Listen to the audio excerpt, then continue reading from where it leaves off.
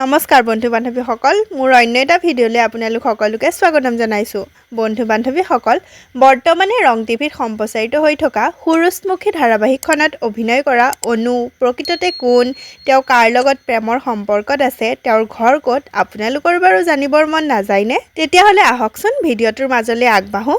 বন্ধু বান্ধৱীসকল অনুৰ প্ৰকৃত নাম হৈছে দিগাংগনা বৰা। তেওঁৰ জন্ম হৈছিল 2002 চনৰ 25 আগষ্টত চিপ্ৰাঝাৰত। তেওঁৰ ঘৰত মতা নাম মনা। তেওঁ পৰিয়ালৰ কথা ক'বলৈ গ'লে তেওঁ পৰিয়ালত ককাক, আইতাক, মাক, দেউতাক আৰু এগৰাকী ভৈনীয়েক আছে। বন্ধু বান্ধৱীসকল দিগাংগনা বৰাই ধাৰাবাহিক কৰাৰ উপৰিও কেইবাটাও গানত অভিনয় কৰিছে।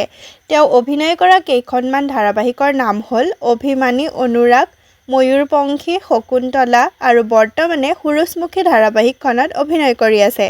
বন্ধু বান্ধৱীসকল আমি জানিব পৰা মতে তেওঁৰ বৰ্তমান কোনো প্ৰেমৰ সম্পৰ্কত নাই। আপোনালোকে বাৰু সূৰুযমুখী ধাৰাবাহিকখনত অনুৰ অভিনয় চাই কেনেকুৱা পায় কমেণ্ট কৰি জনাবচোন।